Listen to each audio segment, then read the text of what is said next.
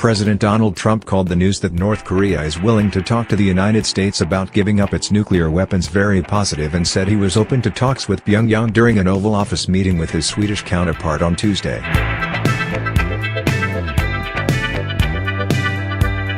They seem to be acting positively.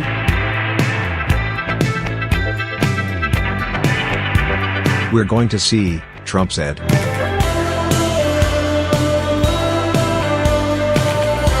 But a senior administration official sounded a note of caution after the president spoke, saying the U.S. is looking for North Korea to take concrete actions or credible moves toward denuclearization before agreeing to direct talks. All options are on the table and our posture toward the regime will not change until we see credible moves toward denuclearization, the official said. What we are looking for is concrete steps toward denuclearization.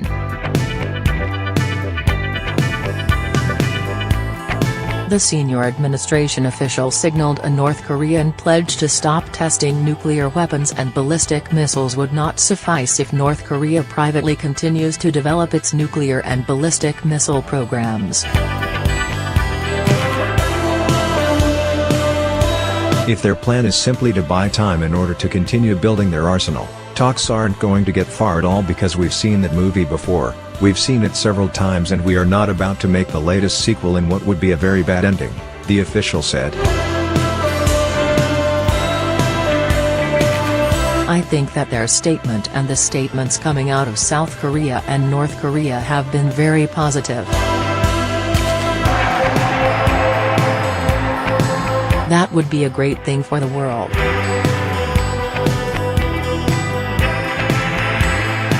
So we'll see how it all comes about, the president said earlier. He repeated his assertion that the problem should have been solved by prior presidents but said the nuclear standoff should end. We cannot let that situation fester. We cannot let it happen, he said.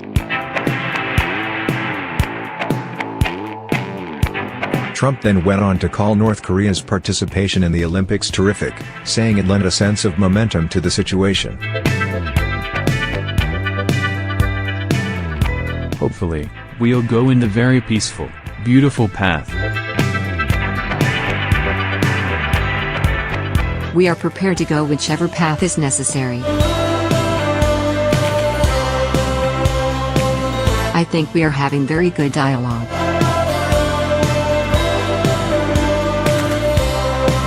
You are going to certainly find out pretty soon what's happening, he said.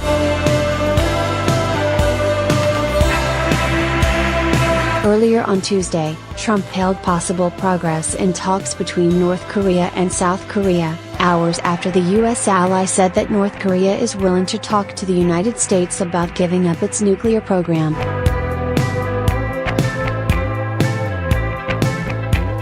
Possible progress being made in talks with North Korea. For the first time in many years, a serious effort is being made by all parties concerned.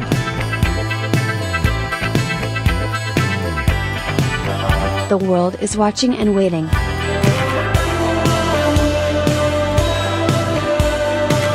Maybe false hope, but the U.S. is ready to go hard in either direction, Trump tweeted. North Korean leader Kim Jong-un has also agreed to refrain from conducting nuclear and missile tests while engaging in dialogue with the United States, Seoul's National Security Chief Chung Eui-yong said after returning from talks with Kim. Chung said Pyongyang expressed willingness to talk to the United States in an open-ended dialogue to discuss the issue of denuclearization and to normalize relations with North Korea.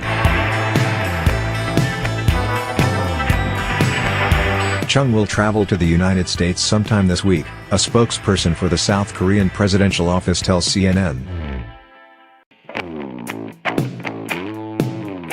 However, the senior administration official urged observers of the process to keep some perspective and take a deep breath. There is a long history of talking to North Koreans, and there is also a 27-year history of them breaking every agreement they have ever made with the United States and the international community, the official said. We are open-minded, we are open to hearing more, but we are also, the North Koreans have earned our skepticism, so we are a bit guarded in our optimism. Robert Gallucci, who served as lead U.S. negotiator with North Korea during talks in 1994, also warned that Pyongyang has a history of breaking promises. We made a deal with the North and they gave up the program.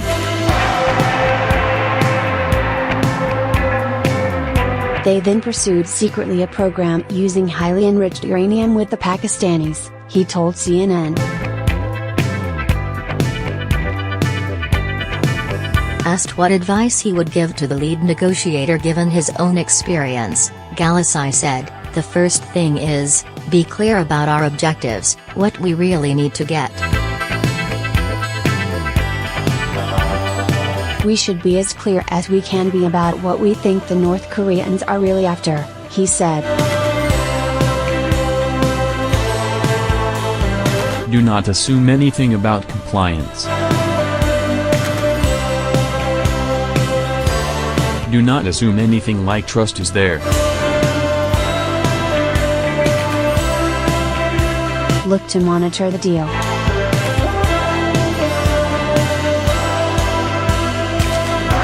U.S. Director of National Intelligence Dan Coats expressed his skepticism of North Korea's intentions during a hearing at the Senate Armed Services Committee on Tuesday, saying that past failed efforts have allowed North Korea to continuing to develop their weapons program. Maybe this is a breakthrough.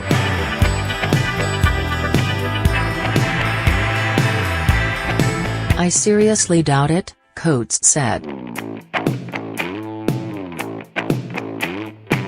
But like I said, hope springs eternal. During the same hearing, Defense Intelligence Agency Director Lieutenant General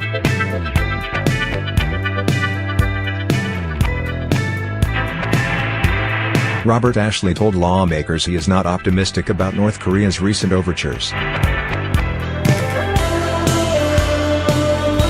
Senator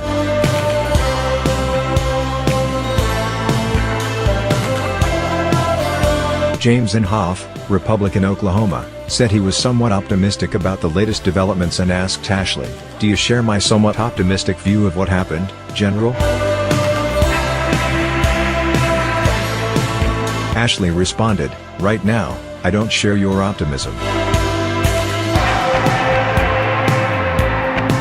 That's kind of a show me, and so we'll see how this plays out. Vice President Mike Pence also weighed in with a cautiously optimistic statement of his own on Tuesday, in which he reaffirmed the U.S. commitment to applying maximum pressure on the Kim regime to end their nuclear program.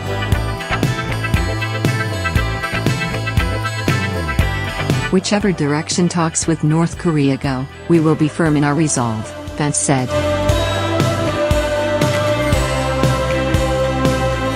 All options are on the table, and our posture toward the regime will not change until we see credible, verifiable, and concrete steps toward denuclearization.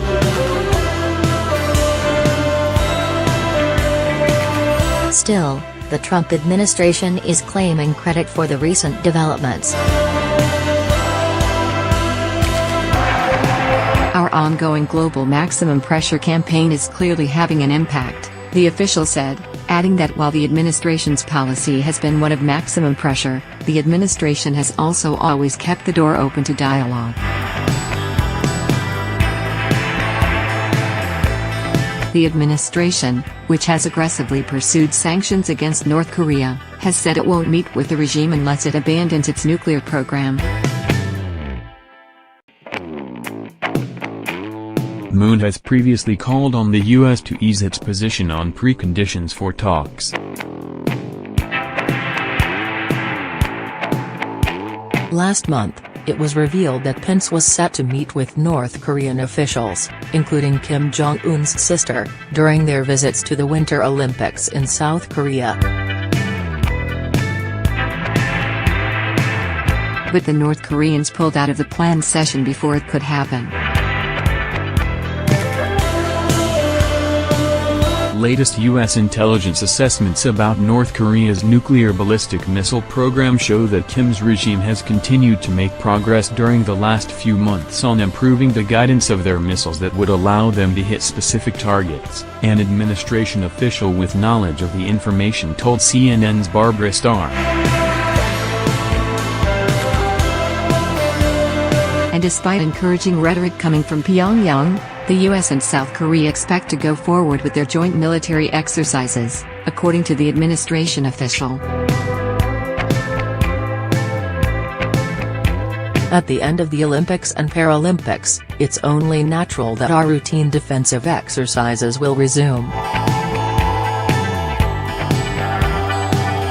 I don't have much more to add to that, the official said, when asked about the faux legal exercises. Naturally, allies are going to train their militaries together for defensive purposes.